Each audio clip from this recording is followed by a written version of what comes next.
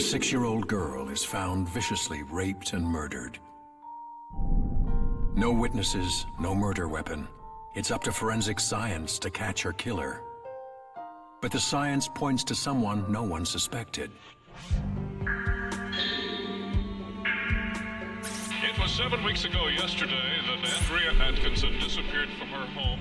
When the forensics evidence started to turn his way, it surprised us a little bit. The experts say their technology doesn't lie. Would you expect to see this profile again? No, you would not. One man's innocence or guilt hangs in the balance. It's a case that had too much reliance on science that certainly in some aspects we know today is just flawed. This is the story of the tragic death of a little girl and the story of forensics on trial.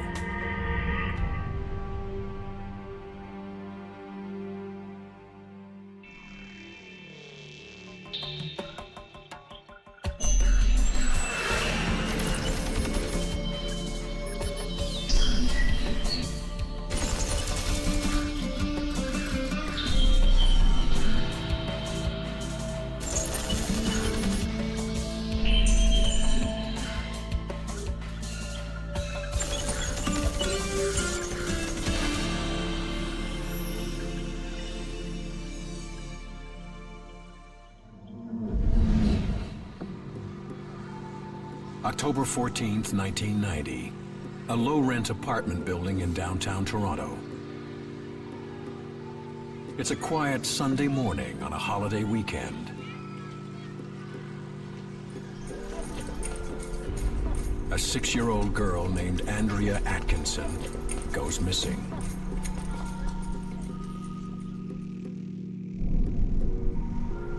Andrea's single mom calls police.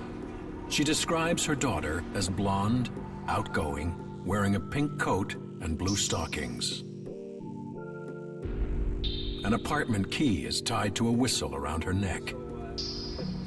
The police try to calm her, saying Andrea will probably turn up at a friend's. By the end of the day, there's still no sign of Andrea. Police launch a massive search. Rick Gauthier was a homicide detective in 1990. Andrea was not a kind of child that ventured away from the building, so the fact that she went missing, suddenly disappeared, that was very unusual, and that made us start to think that there may be foul play involved. News of the missing child spreads like wildfire. More than 33 hours ago, 6-year-old Andrea Marie Atkinson told... As day turns to night, police classify Andrea's disappearance a homicide. Andrea never made it back to the... After interviewing neighbors, Gauthier gets his first lead. The first significant piece of information that surfaced in this case that made us suspicious or concerned about foul play was a sighting given by a resident nearby who said that in the early morning hours of Sunday they had seen a young blonde-haired girl who they thought was Andrea being forced into a blue van and driven away. For the past 5 days, the search has been focused on wilderness areas such as... The eyewitness is mistaken. Police have lost precious time chasing down a false lead. Police have already searched the immediate area twice today, and tomorrow plan to expand their search. Gauthier calls in the forensic team, highly specialized CSIs who search for microscopic clues. Detective Rick Bunting was the CSI assigned to search Andrea's bedroom for forensic evidence. His grim job is to find fingerprints to identify Andrea in case she is found dead. When you're trying to find a missing young girl, with adults, sometimes they have fingerprints on file with their company they work with, military service, something like that. With young children, they don't have a lot. They're young into the world. So you would try and find something at their apartment, and that would help you identify them if and when the need became apparent that you had to. Police still have no indication as to what may have happened to Andrea Atkinson, and after each day goes by, police say fears of foul play are growing. Days stretch into a week. It's as if Andrea disappeared into thin air. The entire city swings between hope of finding her alive and fear of finding her dead. A missing child is a big concern to the city. It's more than just a regular missing person, particularly if there's a fear of a sexual assault or a homicide. It increases the intensity of the matter. Nothing is spared in the search. Little do police know that Andrea never wandered far from home. Meanwhile, Andrea's mom continues to hold hope that her daughter will be found alive. It makes me feel so good because I know she's like a little miracle. And I mean, everybody loves her. And it reinforces us to keep hanging in there and be positive. This is her daycare.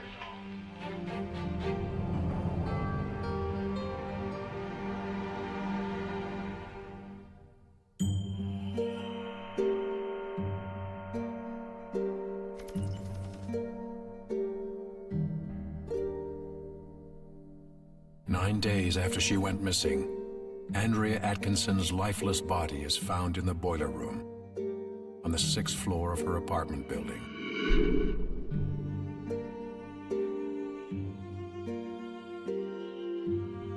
Well, right now we're on the 6th floor at 33 Coatsworth, which is the maintenance area. The room behind us is the actual mechanical room where there are hot water tanks and heaters. Andrea was lying on her right side and her body was partially tucked underneath one of the hot water tanks. Approximately about a foot's gap between the floor and the bottom of the tank. She was wedged underneath that. And what I could see was it was the body of a blonde girl, young girl.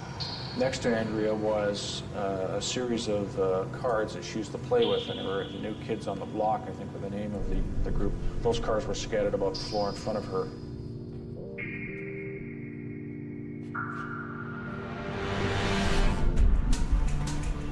Gauthier summons the Forensic Identification Unit. The CSIs are experts at uncovering microscopic evidence that might help him solve the mystery. Who killed Andrea Atkinson? Yeah, there's a boiler room there. You'll see it. It's already marked off. We're looking for body fluids. Could be semen, could be blood, could be saliva. We're looking for hairs. We're looking for fibers. We're looking for fingerprints on the floor, different areas, and it's a very systematic approach. You start at one end and you just work your way through. You don't jump all over in something like this. In a murder with no suspects and no witnesses, forensic evidence will be their only hope of catching the killer.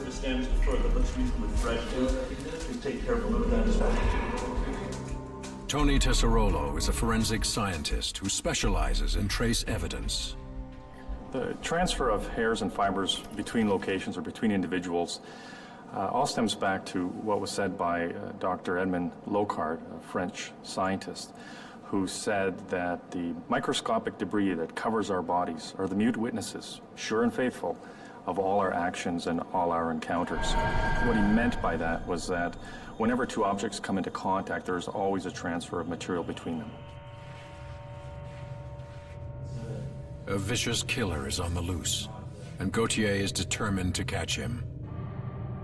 You do that by staying focused, not allowing your emotion to get in the way, and concentrating on the matter at hand.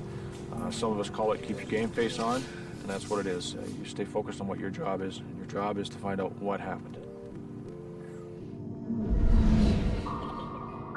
The boiler room is soundproof. Gauthier believes that the killer knew it was a location where no one would hear a little girl's cries for help. Then the CSIs find a critical clue. Dave, you want to bag this, please?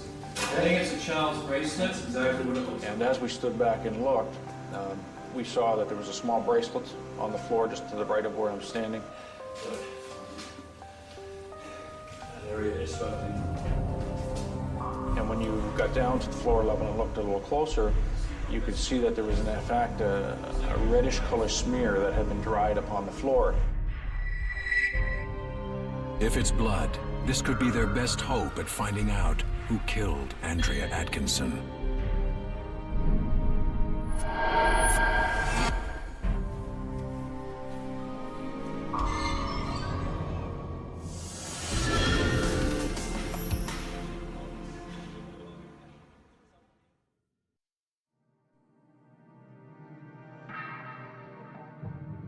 At midnight, forensic detective Dick Bunting removes Andrea Atkinson's body from the boiler room. He and his partner wear full protective clothing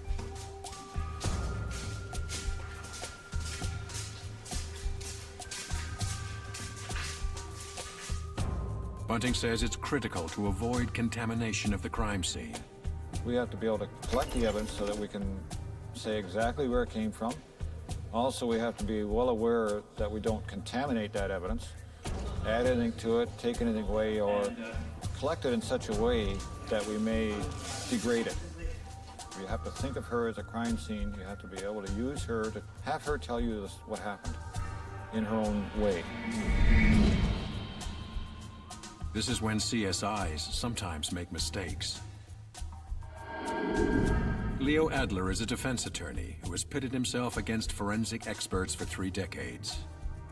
I find that scientists, some scientists, sometimes subconsciously come to accept what the police tell them.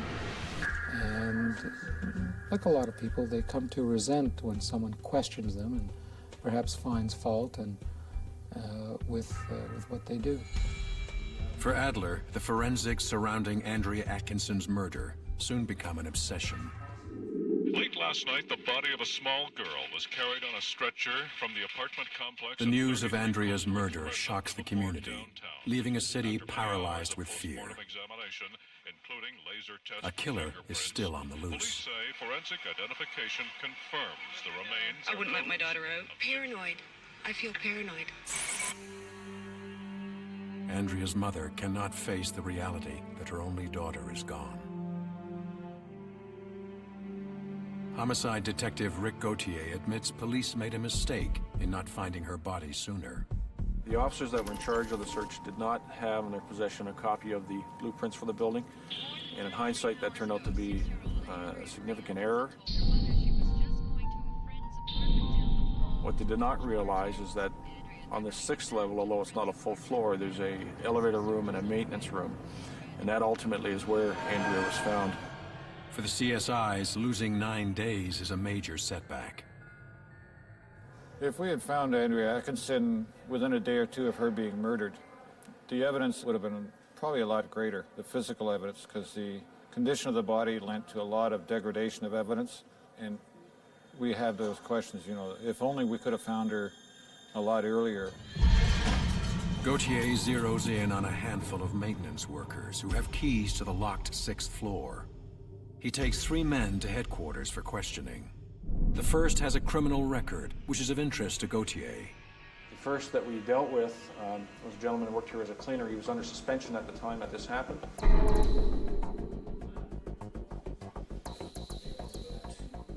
And we had several callers call into the police to advise that they knew him and that they knew he had a history of sexually assaulting children.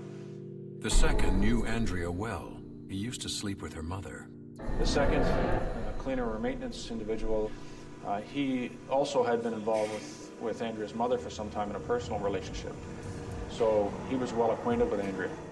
The third suspect had access to the boiler room, but has a solid alibi. That took us to the third one, who actually worked that Sunday in the building, but he went home early because he said he was sick.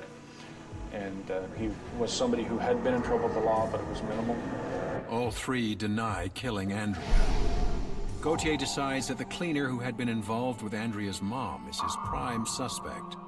Take it, you know, take what you need, get me out of here. Homicide's resources now focus on building a case against suspect number 1. He takes blood and hair samples from all 3 men.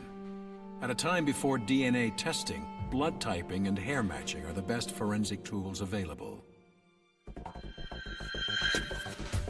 Now it's critical for the CSIs to retrieve the killer's hair, blood, or semen from the crime scene. Paul Culver is a Crown attorney in Toronto. There's very seldom a witness to any murder, and quite often with children, particularly where you're dealing with a stranger abduction, there's no one you can easily link to. So a lot of times that's all you have. And it's not so much any single piece of the forensic science, it's the combination of it. When you bring all the pieces of the puzzles together, you see a picture. To collect hair and fibers, Bunting uses a mylar sheet, an electrostatic blanket that creates plastic snapshots of the crime scene. We hit it with a static electricity charge, and what it does is it attracts the dust and fibers and anything that's underneath this piece of mylar. And it can give you fibers on the floor, footprints, markings, anything like that, that is on the floor. The dust and fibers, everything adheres to the mylar, so you can look at it later. The remaining hairs and fibers are retrieved by hand in a painfully slow forensic process. Nothing can be overlooked.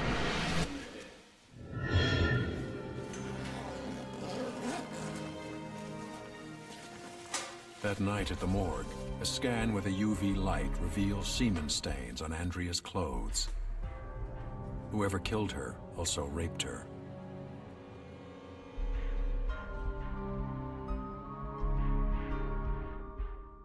Gautier is determined to hunt the child killer down.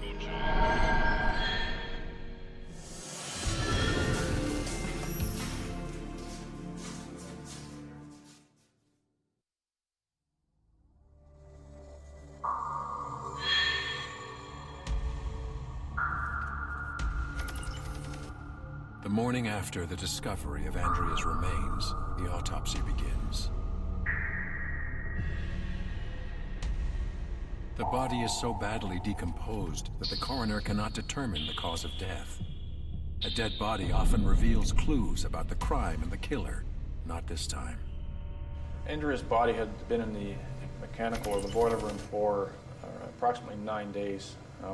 The room temperature in there was fairly high. The water tanks themselves run a temperature in the 130 or 140 degree Fahrenheit range. So the room itself was very warm. Andrea's body was very decomposed after a 9-day period being exposed to that extreme heat in a confined area like that with no air movement. The coroner speculates that the killer strangled Andrea with a shoelace that held her key tied around her neck. The next step is to send Andrea's clothes to the Center of Forensic Sciences in Toronto for detailed analysis. In the era before DNA testing, blood typing was the best way to narrow the list of suspects. Keith Kelder is the scientist who examined Andrea's clothes. Using a chemical called fast blue, he finds several semen stains.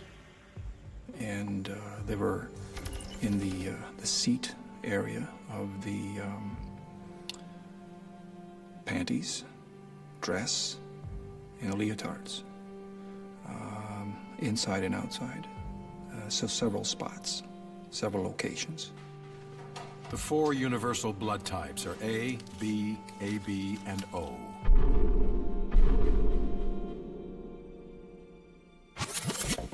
The killer's semen tells Kelder that he is blood type O. It is an important clue, but not conclusive.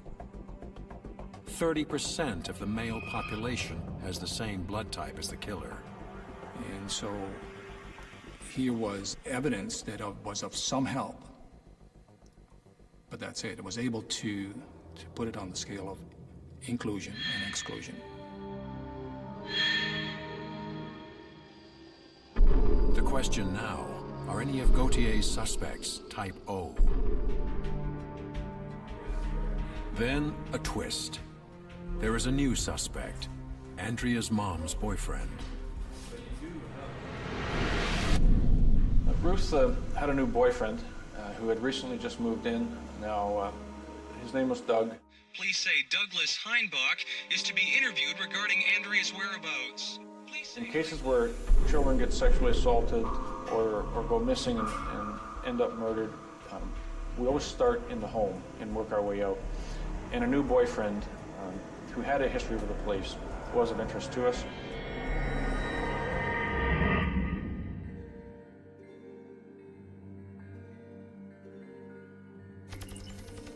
Two weeks after her murder, Andrea's funeral draws so many mourners that loudspeakers are set up outside. Her murder has cast a dark cloud over the entire city, made darker by the knowledge that her killer remains at large. Andrea, gift of God, your life was much too short. Taken by someone who took what was not theirs to take. We weep with grief and hurt and anger and outrage because we could not protect you. The pressure is mounting daily on Rick Gautier to find Andrea Atkinson's murderer. The city is beginning to think the homicide squad is bungling the investigation. For 6 days, the CSIs have been waiting for blood expert Keith Kelder to examine the mysterious stain on the floor. And so I arrived at the gray stains and I put my UV light on it, and sure enough, they fluoresced, and I tested them to see if they were semen stains. They are. But will it match the type O semen found on Andrea's clothes? Jeff, we're off to the races. Perfect.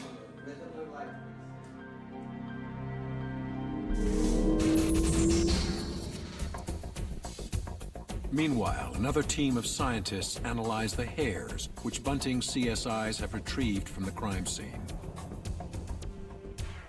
Tony Tesarolo is a leading hair and fiber expert. There are a significant number of microscopic features that can be used to distinguish hairs between and amongst the individuals. And in doing so, the hair and fiber examiner would look at a hair microscopically at a magnification up to about 300 times to examine in detail the root of the hair, the tip of the hair, the individual components of the hair on the shaft, something called the cuticle, the cortex, and the medulla, and look at these microscopic features that are present in variable quantities and degrees within an individual and between and amongst individuals. Of the hundreds of hairs retrieved from the crime scene, 4 are similar to those from 18-year-old Johnny Tercera. We found a piece of your hair at the crime scene. The hair is enough to convince Gauthier it's worth bringing Tercera back in. I don't know. John absolutely denied having had any sexual or physical contact with Andrea, and certainly he denied having been involved in her death. Maybe somebody that goes into the boiler room is super dragged it, stepped on my hair on the stairs. But Tercera makes a stunning statement. 2 days after Andrea went missing, Johnny went up to the 6th floor to smoke a joint. He saw Andrea's dead body and ran. He claims he never told the police because he was afraid of getting fired for smoking dope on the job. Gauthier begins to wonder if he's been building a case against the wrong man. Defense attorney Leo Adler says that today he doubts this hair evidence would turn the focus on Tercera. I don't think that there is a scientist today who would dare literally hang somebody or convict somebody on a hair, given what we now know and given the fact that hair doesn't have any particular characteristic except at the very root where you can get DNA. So that science, I think, has been, if not discredited, certainly diminished by today. But in 1990, the hairs take Detective Gauthier's homicide investigation in a new direction. Well, to be candid, I didn't believe his story at all. Things were turning John's way, and certainly I did not accept the fact that with the strong police presence, the community uproar over this missing girl that had been murdered, if he was innocently there and did come up here for a cigarette and saw the body, it would be important information for everybody to know right away, particularly the parents of a missing child. Gauthier also learns that the 6-year-old knew Johnny. She thought of him as a hero for stopping other kids from picking on her, and she liked to help him with his cleaning tasks around the building. At the Center of Forensic Sciences, tests from the smear outside the boiler room confirm that it's semen and blood. The blood is Andrea's. The semen is type O. It's a match for the samples found on Andrea's clothes. The question is, are any of Gauthier's suspects type O?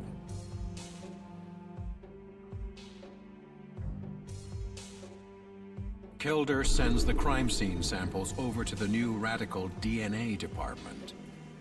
The lab is about to start a revolution in criminal investigations.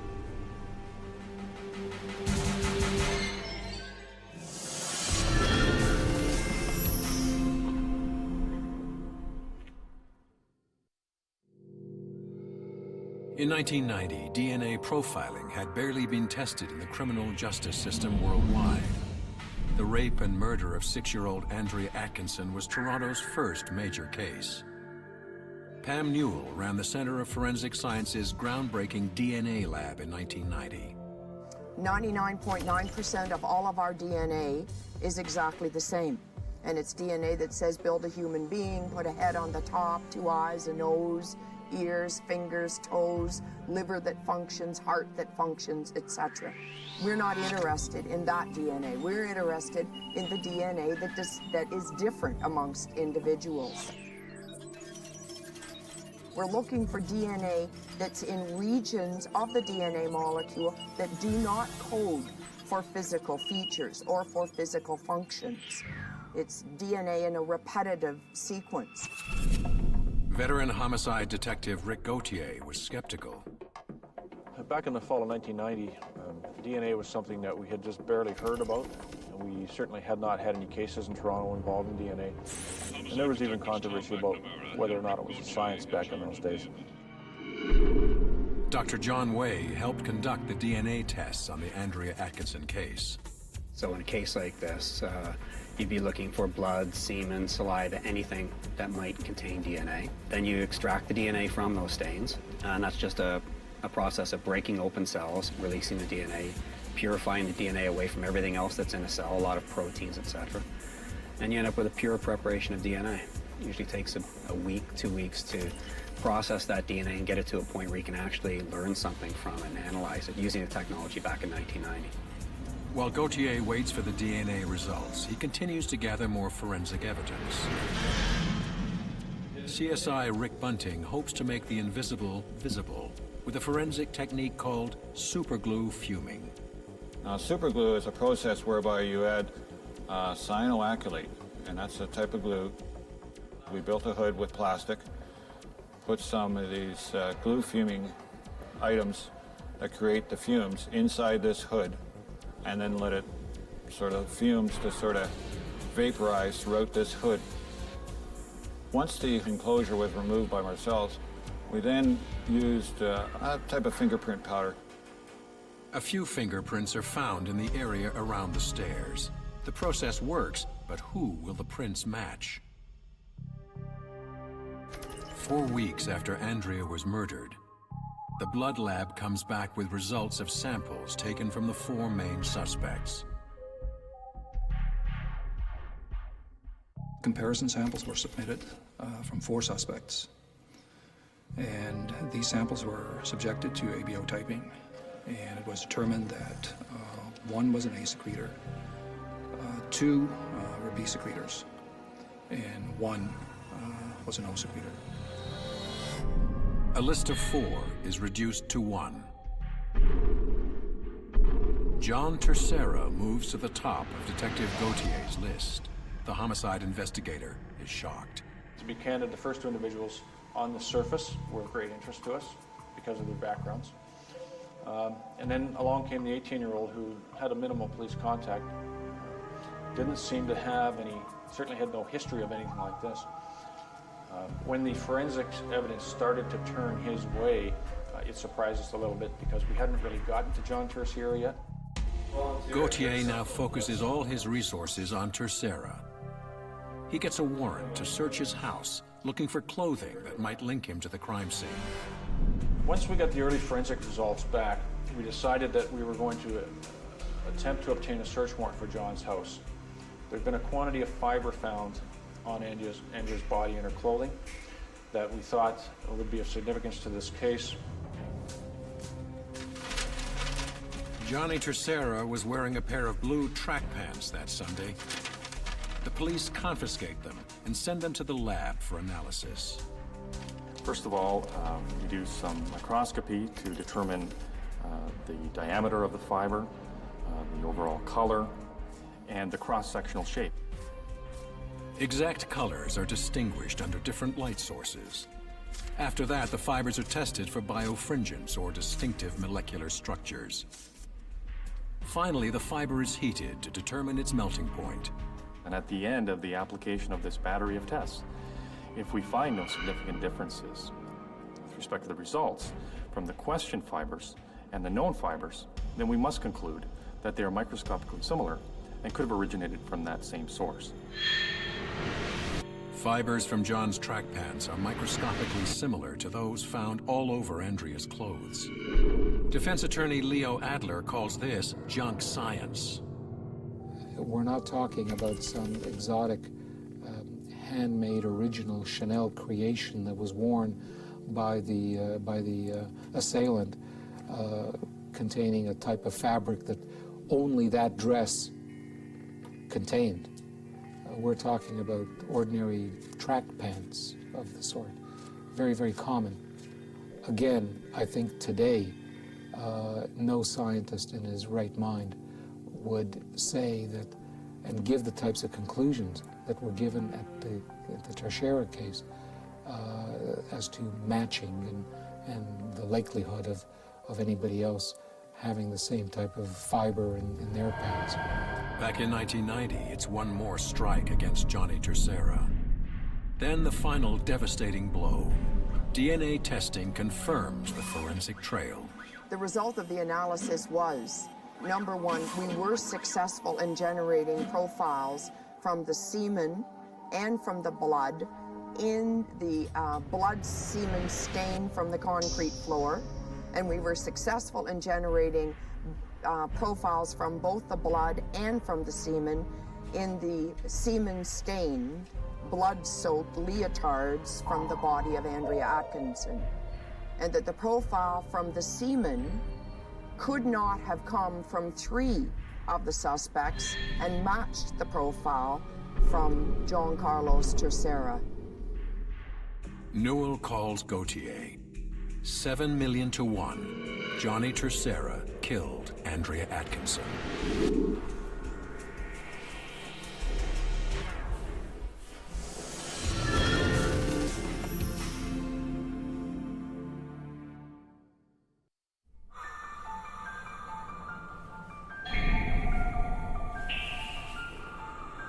In November 1990, a cop, a scientist, and a lawyer decide to put DNA profiling to the test and try to put John Teixeira behind bars for murdering a 6-year-old girl.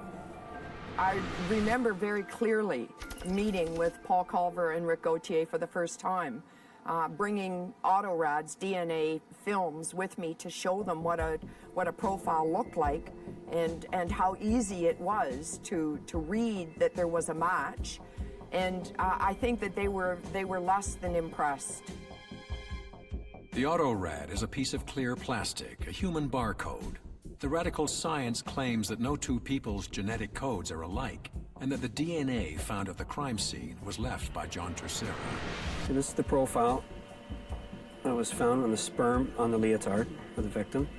And this is the profile of sperm blood found on the floor in the boiler room, which matches Mr. Teixeira. It doesn't match suspect number 1, which was sampled twice. Doesn't match suspect number 2. Doesn't match suspect number 3.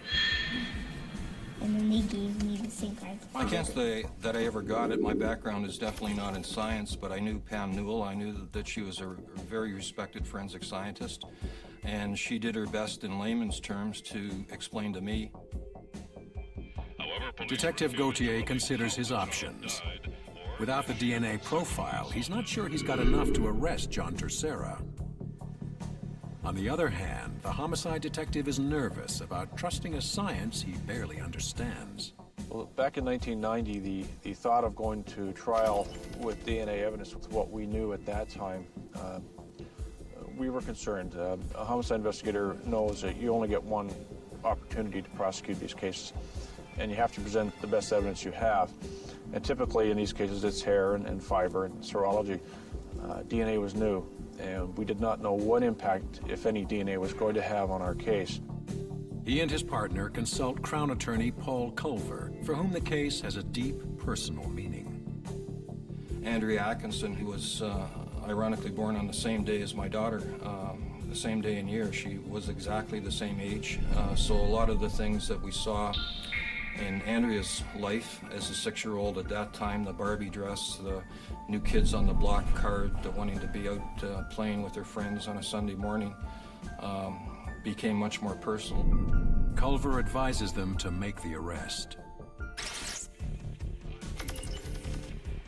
18-year-old John Carlos Terciera, seen here moments after being handcuffed by homicide officers Tom McNamara and Rick Gauthier.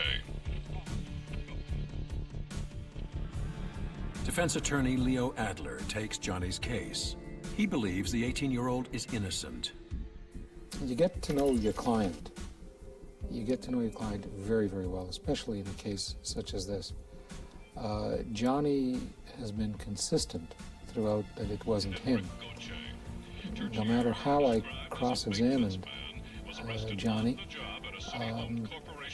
he was consistent in what he was telling me and the fact that he hadn't done it. In the months leading up to the trial, Pam Newell's lab conducts further DNA tests. We had a frequency of occurrence of 1.18 million for the semen found on the leotard from Andrea Atkinson, and we had a frequency of occurrence of 1 in 7 million for the semen sample found on the concrete floor.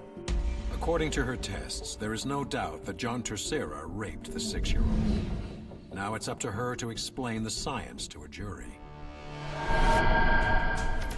2 years pass before the John Terciera murder case goes to trial. By now, scientists are bitterly divided on the accuracy of DNA profiling. At that time, there was still a controversy raging, particularly in the United States, and there were two groups of scientists that sort of traveled around North America, really testifying, one group testifying for the Crown or the prosecution, and one group testifying for the defense. For Pam Newell, the case is a chance to prove that DNA profiling works. This was a very significant case for me personally, and for the Center of Forensic Sciences and the DNA unit. This was one of our early cases. This is a case that had a tremendous amount of media coverage and an enormous amount of interest from the general public. Leo Adler puts the entire forensic team on trial. I saw problems. The computer dates, for example, were out of whack. The times were out of whack.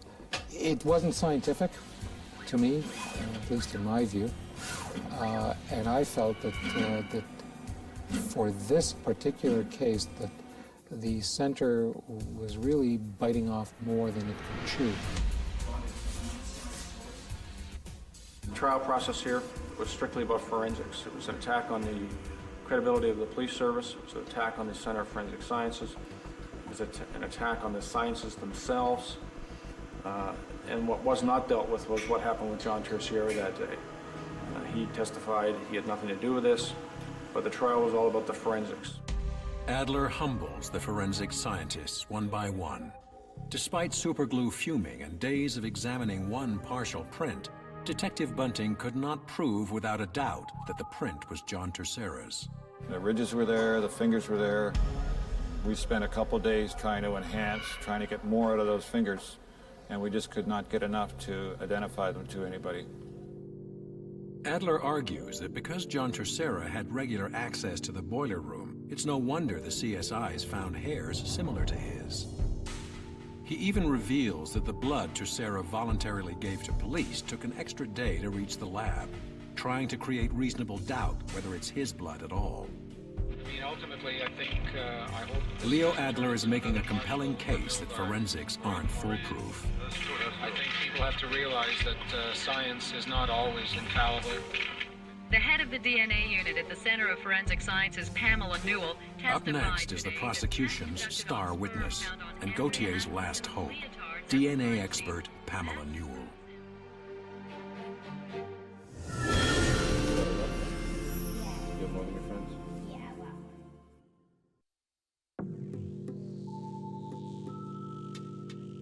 For 3 days, defense attorney Leo Adler grills Pam Newell and her DNA evidence. To this day, they are bitter rivals. Well, Pam